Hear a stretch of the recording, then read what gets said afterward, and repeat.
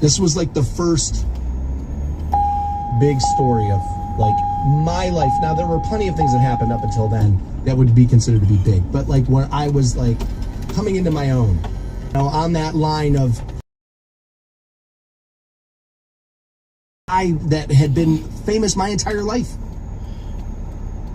Now for my generation, he was more about the Naked Gun.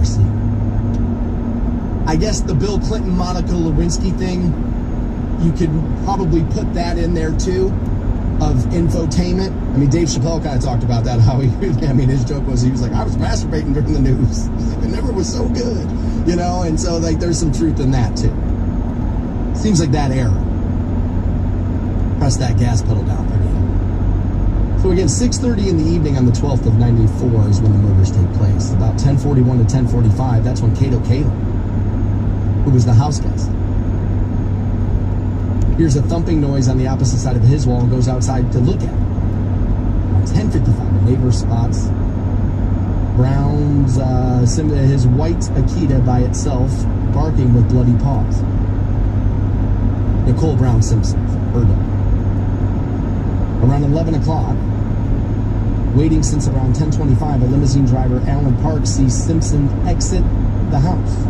A few minutes later, Park drives Simpsons to the Los Angeles International Airport for his flight to Chicago. He took off to go to Chicago. Then on the 13th, the following day, he becomes a suspect. Normally not all that long. Most people will tell you, and I think you've probably seen this in enough shows and movies, when a woman ends up dead, look at the husband, look at the boyfriend, they probably did. I think it's true if a husband dies too. It's like, normally it's like, it can be one of those things. In the house, like, yeah, you're probably dealing with a spouse. So around 12:10 a.m., her dog leads neighbors to the dead bodies of Goldman and Brown Simpson. Ron Goldman had been who she had been spending her time with. 4:15, he checks into the hotel in Chicago. 4:30 in the morning, they arrive at the mansion to inform him of Brown Simpson's death, but instead discover his blood-stained Bronco and bloody glove that matches one found near Goldman's body. And then on and on. Judge Ito became a star in this. Marcia Clark became a star in this. Johnny Cochran became a star in this. Now, Johnny had a little bit of a reputation already. Pretty good lawyer, had been a lawyer to the stars a little bit, but he really kind of just like leapfrogged into the spotlight in this. This was kind of his claim to fame. You got A.C. Cowlings driving the white Bronco. And it is one of those moments in life where I remember exactly where I was when I saw that chase. I was at my buddy Jim's house. I'll never forget. I had left my house, and he was walking distance from my place. And I remember walking down the street, and I walked into his house, and he and a couple of, I think it was his dad even, and some other people had been in the living room, and they were just like staring at the TV, like transfixed. I was like, what did that say? O.J. Simpson guilty. You get the pre-trial preparations then.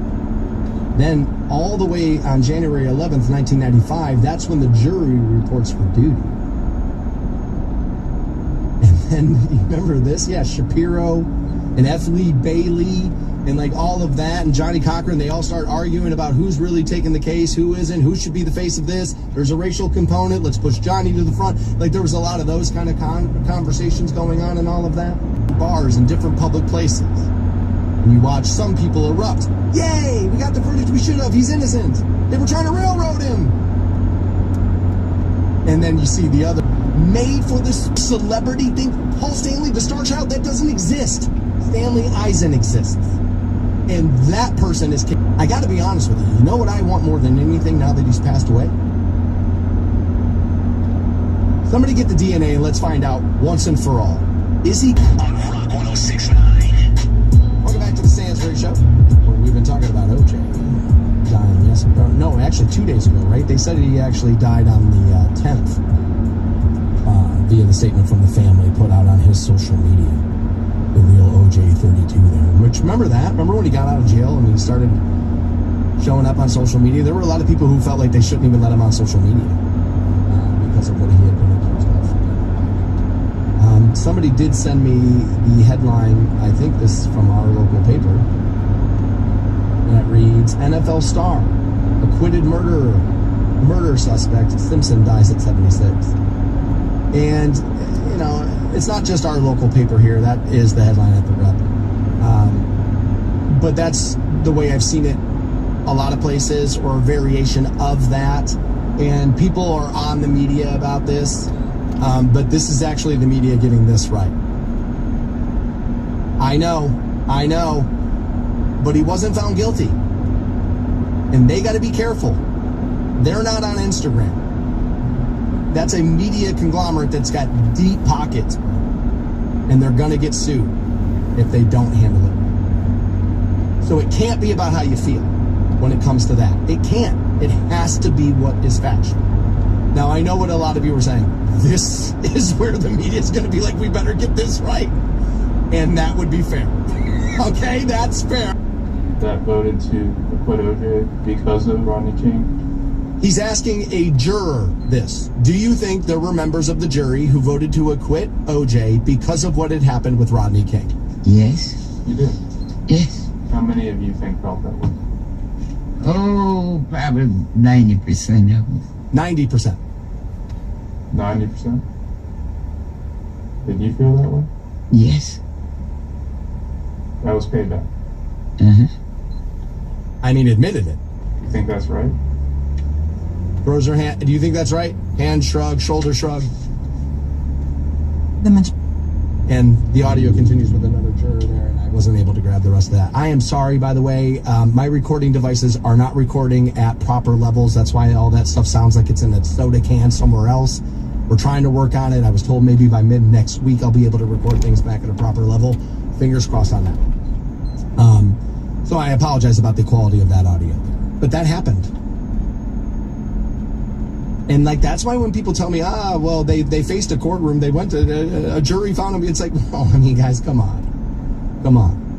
Vince Neil himself had said, I was the first OJ. I killed people behind the wheel of a car, and my lawyer and I paid for me to get out of it.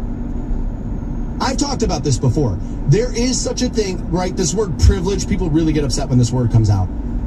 There's no denying whether or not there is celebrity/money privilege in this country. There is no denying that one. I talked about it with Kobe, literally wearing a shirt with her DNA on it. I'd still be in jail.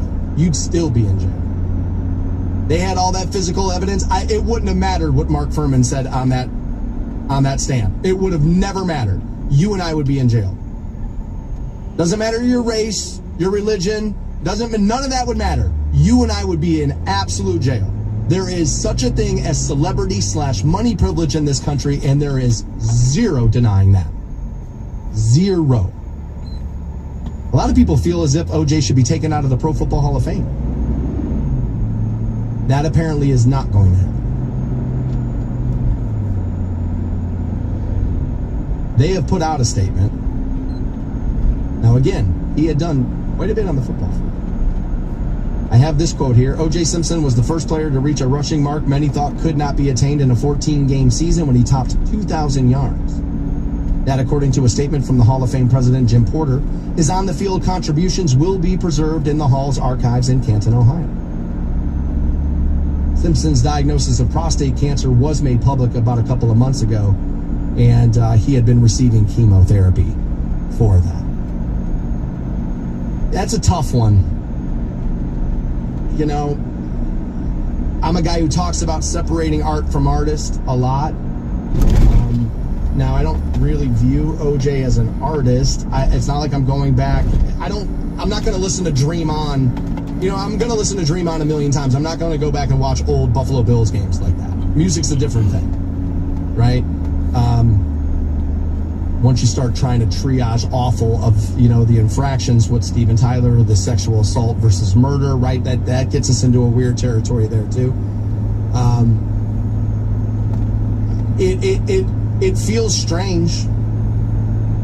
I can see both sides of the argument. It's like, well, dude, he was in long before the murder. Everybody knows he was pretty damn good at this. He hit all the metrics to be a Hall of Famer. So we're gonna leave him in. But I could see the opposite side of the argument. I drove all the way here from Wisconsin as a Packer fan. Took my kid in the Hall of Fame, and then we got to OJ's bust, and I had to be like, hell yeah, and then he killed a couple of people.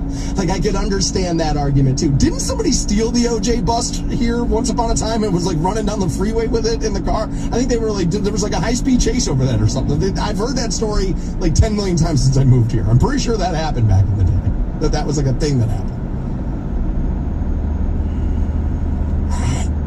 It feels weird to have them immortalized in there. It does. It feels strange. I don't think it's necessarily, I won't go so far as to say inappropriate.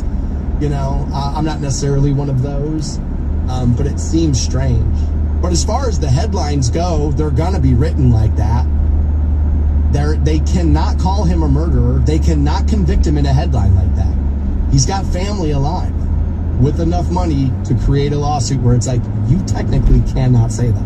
And they have to follow the letter of the law. They're going to get themselves in a lot of trouble. I guess you don't necessarily have to call him an NFL star. That feels like, that seems like that's where a lot of people have an issue here. Where it's like, oh God, that kind of sounds like we're celebrating him. I mean, does NFL player sound better? Because there are people who think he was innocent. And they're able to lean on, what did the court say? Now, I just played you the audio of a juror. I mean, a juror literally saying, yeah, sorry, we just did it because. I mean, that's absolutely bonkers crazy. Bonkers. I can't even believe, when I saw that documentary, that comes from a documentary that ran, it was one of those 30 for 30s. And it was like 4 nights long they ran. I forget the name of it. OJ in America, maybe? And I remember when I was watching it, and she said that, I was like, wait, hold on a second. Hold on a second. Did you just tell me you flat out let a murderer go just because? Like, that is kind of nuts. That's kind of crazy. Celebrity and money privilege is alive and well in this country. And always has been. Absolutely always has been. Not everybody being so careful with their words on OJ, including Caitlyn Jenner. So let's get to that next on The Stansberry Show. The Stansberry Show on Rock 106.9. Welcome back to The Stansberry Show. We've been talking a little OJ this morning. You can weigh in at 330-450-7625. That's an easy way to text the studio. It can also be found on your socials at The Stansberry Show. Reach out that way as well. You know, I said well, not my entire life, but since it happened, I kind of felt like he was guilty. You know, there was a lot of physical evidence. A couple of the witnesses they decided to put on the stand did not help them. Mark Furman and the tapes, and him using racial slurs in those tapes was problematic and was going to poison that jury for sure. It was going to be hard to ignore that and then not think to yourself, well, God, I mean, if this is what we're hearing on tapes, what the hell could maybe be done to people? And I could understand how some doubt could creep in your mind. I don't know how you end up looking away at all of that physical evidence they had, but, you know, I wasn't there. And, you know, it's after the fact. And I think it's easier to do that, maybe not. Although that physical evidence, I mean, it was everything. It was the car and the glove and the this, and they fled, and then he went to Chicago, and then he was on the freeway and leading you on high speed. I mean, what did we say about Diddy? Whether you're innocent or not, once you run, baby, you look guilty. You look really guilty the moment you run. That can be unfortunate. Because I believe there are probably people who were innocent and felt like, no, I'm running until we get this figured out. Like, I could get it. But there are 2 courts. There's the judicial system, which we kind of know through this case alone, kind of fraudulent, right? And then there's the court of public opinion. And he's been convicted in the court of public opinion. There are people who don't think he did it, but it doesn't seem the bulk of people. It doesn't seem. A lot of people are on the media by how they're reporting, talking about, you know, NFL star. Well, they have to be careful, man. He was acquitted of the murder. Now, somebody, I think it was the New York Times, had the headline yesterday, NFL star ruined his life with off the field controversy. I believe I'm in the ballpark of what they had said. Once you start writing ruined his life, it's like, okay. Like, AI gone wrong? Is that what happened? AI, right? Yeah, just let the AI program write the headline, and then it's like, woof. Maybe not, right? Yeah, maybe not. That kind of feels like what happened there with that one. As AI is writing more and more headlines and articles, and has been for a lot longer than we realize. I'm going to guess that's how. Caitlyn Jenner, obviously, a part of all of this madness, as Caitlyn, while being Bruce Jenner, but when she was Bruce Jenner, am I even in the ballpark of appropriate there? Like, is that how you do that? I don't know how to do that. Is that how? I feel like that's how you do it. When she was Bruce Jenner, was obviously married to Christian. And they, then the Kardashian, the whole thing, and OJ around that whole thing, and there's all that mess. And Caitlyn said yesterday, via, I think, the X platform, good riddance. And tagged OJ's account. And at first I was like, that's not true. Because welcome to Photoshop and how easy it is now. It is very easy to take somebody's account and make it look like they wrote something when they didn't. Or even easier, maybe to just hack their account. And I thought for sure, I was like, that did not happen. But she did. She literally said, good riddance, OJ. A guy wrote on my post that I made of that yesterday. She said the same thing to her penis. And I responded to him. I was like, but looking at this post, it looked like she kept them balls, though. I was like, dude, that is kind of crazy. Like, get out there, like, good riddance. Now, people feel like there's some jealousy there. There's been long rumored that OJ had been sleeping with Kris Jenner. I think all you got to do is look at her kids and then look at Khloe Kardashian. Now, this can be tough today because they've all had 17 different faces since they've been famous. But you line all them kids up, man, and one of them doesn't look like the other.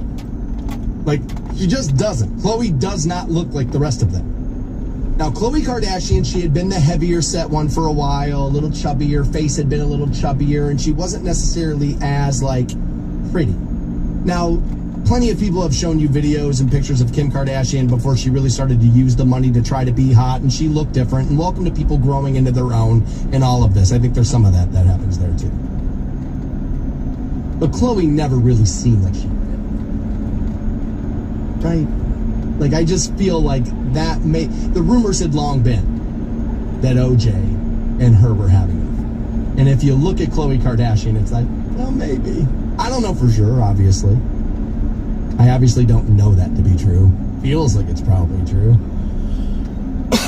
Those Hollywood relationships, man, they always seem to be a little incestuous. I mean, weren't they calling oral sex the Brentwood good morning?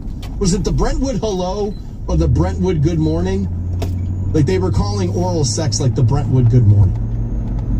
And like, dude, come on. Like, that kind of tells you about the relationships those people have with one another. You know what I mean? You get all that money, you're famous. Next thing you know, you're at those, where you all need to wear a mask, eyes wide shut party. And it's like, what the hell's happening here, right? Like, that very much seems like celebrity life to me. Those weirdos. When I saw that out of Caitlyn yesterday, I thought for sure, I was like, this is faked. There's no way she's going to come out here and say this, but she did. She did. I was like, God, man, may you live in interesting times. So you could tell there was no love lost there between Bruce and the Juice there. Bruce and the Juice, which, by the way, honestly, Bruce and the Juice would have been a halfway decent podcast.